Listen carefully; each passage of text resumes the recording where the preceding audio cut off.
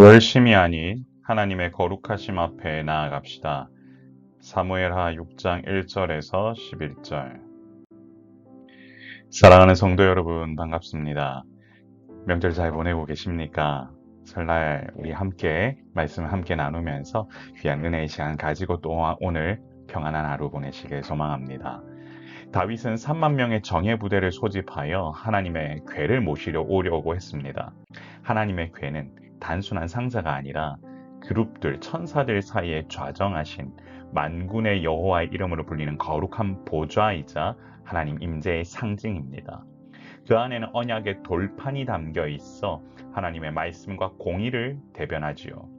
그런데 다윗은 3만 명을 모으는 열심은 보였으나 율법이 명한 어깨에 매는 방식이 아니라 블레셋 사람들이 사용했던 새 수레를 택하여 이 법궤를 옮기려 했습니다.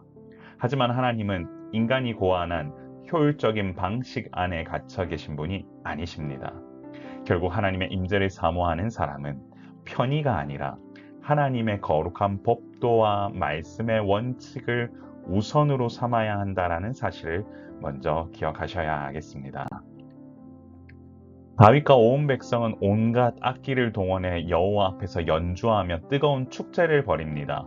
그러나 이 화려한 연주와 기쁨의 감정은 하나님의 거룩한 법도를 지키지 않는 불순종의 결핍을 가려주지 못했습니다.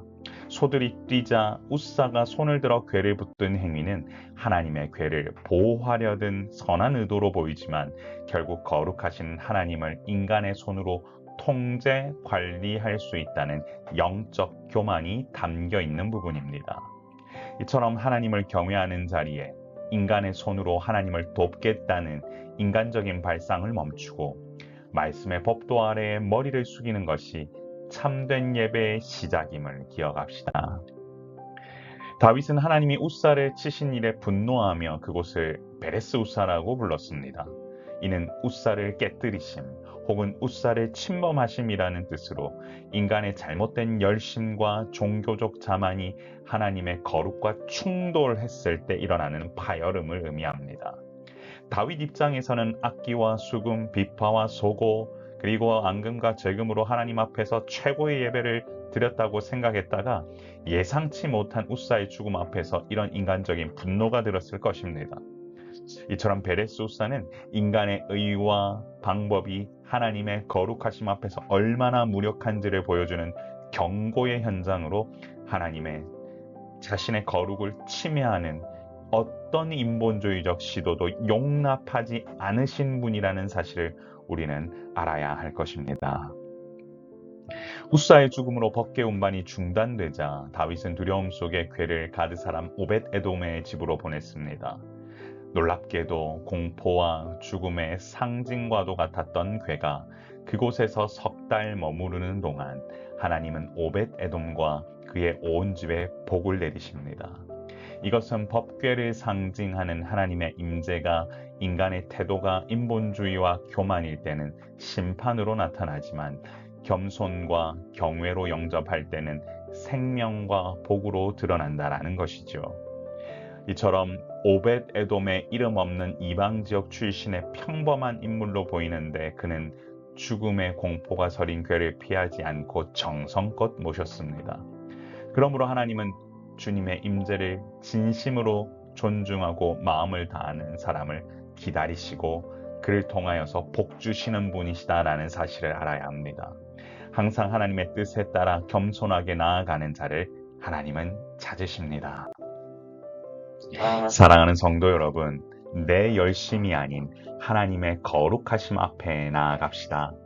다윗은 전쟁터에서 쌓은 승리의 경험과 왕으로서의 권위로 법궤를 운반하려 했으나 철저히 실패했습니다.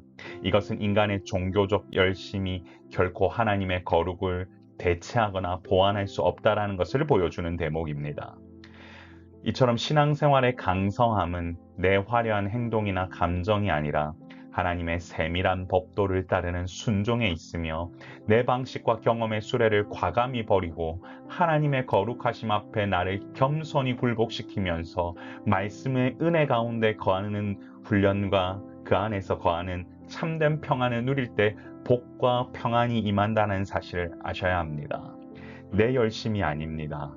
오직 하나님의 뜻과 하나님께 영광 올려드리고자 하는 그 마음이 그분의 거룩하심을 기억할 때 예배자로 우리가 먼저 세워질 때 하나님께서는 우리의 예배를 기쁘게 받으시고 여러분의 가정 가운데 온전한 복을 흘려보내 주실 것입니다.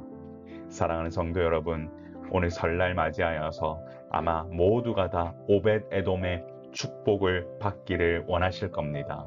그렇기 위해서도 주님의 말씀 앞에 먼저 엎드리고 함께 예배 올려드리며 주님 앞에 함께 가정이 다 같이 말씀의 은혜를 나눌 수 있는 그런 시간 가지시기를 소망합니다. 우리 같이 한번 기도하며 나아가도록 하겠습니다. 주여, 나의 열심이 아닌 하나님의 거룩하심을 기억하며 믿음으로 사는 우리 가정이 되게 하옵소서. 설날 아침을 맞아 우리 모두가 함께 주의 말씀 앞에 서길 원합니다. 그리고 여러분의 가정에 오벳 에돔의 축복이 온전히 흘러넘치길 소망합니다. 같이 기도하겠습니다. 존귀하신 하나님 아버지, 짧은 시간 말씀을 나누지만 이 말씀 가운데 참된 평안과 은혜가 흐를 수 있도록 주님 함께하여 주옵소서.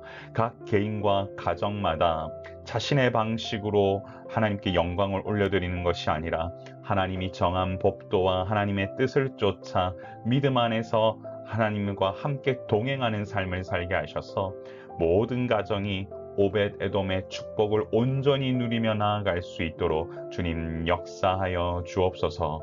곳곳마다 성령의 임재하심을 통하여 우리 모두가 하나님께 영광 올려드리며 2026년 이 새해에는 놀라운 일들을 경험하며 나아가는 우리 모든 성도들 되도록 주여 역사하여 주옵소서. 감사드리며 우리의 생명 되신 예수 그리스도의 이름으로 간절히 기도드리옵나이다. 아멘. 설날 아침 주님께서 주시는 놀라운 은혜와 축복이 여러분의 가정 가운데 흘러넘치길 소망합니다. 항상 평안하시고 새해 복 많이 받으시고 오벳 에돔의 축복이 항상 흘러넘치는 여러분 가정 되시길 소망합니다. 강건하십시오. 샬롬.